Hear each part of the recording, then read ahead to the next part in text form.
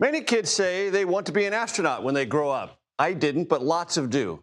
Few actually get to live out that dream. Alyssa Carson is one of the very few who have. The 25-year-old social media influencer, also importantly PhD candidate, has long held the goal of being the first person to walk on the surface of Mars. This is the She's typical completed day many of of an the astronaut on the qualifications needed to become an astronaut, including obtaining a pilot's license. It was played a little bit ahead of time, but here's a look at the kind of videos she makes.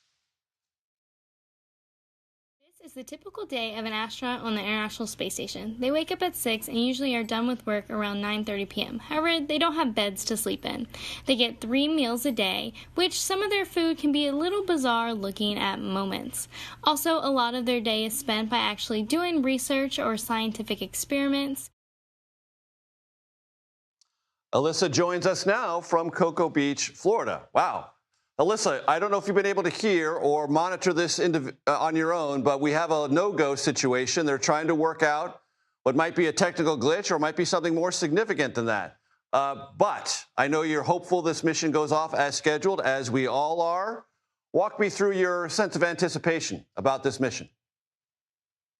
Yeah, totally. Space travel is a difficult task, right? There's so many pieces to this puzzle. There's so many components that have to come in and work well. Obviously, we are all excited and thrilled to be able to see this rocket go off, but obviously safety first, right? We got to make sure all these systems are working. I hope, what we're seeing at now in the system, an issue that we're looking at, hopefully it can be troubleshooted to still fit within the window for today.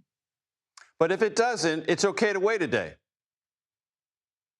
Yeah, totally. I mean, I think just the energy that I'm getting from around here in Cocoa Beach and being out here with just a lot of people in the general public. I mean, everyone's excited. There is a multiple day launch window. There's multiple opportunities here. And so I think all of that is really causing a lot of buzz because not only are we kind of the closest we've gotten to this Artemis 2 launch, but also we have so many days coming up that could also be a potential if there were to be an issue today. Alyssa, what's your origin story being hooked on space?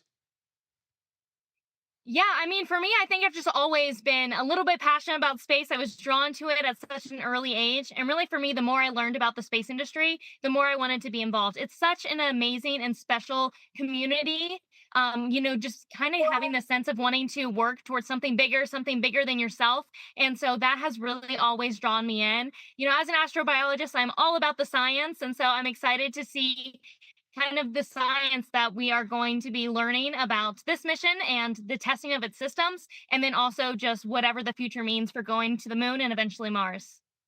And you're a translator on social media. How do you go through that process? Yeah, I mean, for me, what I learned so early on with my interest in space was just, so many people are interested in the space industry, but sometimes it's so hard to digest, right? There's so much information out there. There's maybe specific scientific terms. And I really wanted young kids, especially, to be able to understand what's actually going on in the space industry. It's so important that they kind of realize maybe some of these job opportunities that they could grow up and go into one day, maybe understand what's going on with launches a little bit better. And so it's so important to make space digestible because so many more people can enjoy it. I think it's a topic that, we're all kind of curious about. We're like, oh, what's up there? What's going on? Or we see space movies and we get drawn into the curiosity of space. And so I think so many people have this kind of initial curiosity with it. And I just hope to kind of bring what's really going on in the space industry down to that level. Very quickly, Alyssa, what about Mars fascinates you? Mars has really been a big area of interest for so long, and I think it really is the next possible place we can look at past the moon. And so I think that our eyes are there once we kind of get back to the moon, Yeah. and it's just going to Alyssa, be an amazing place for scientific research. thank you so very much. Alyssa Carson, appreciate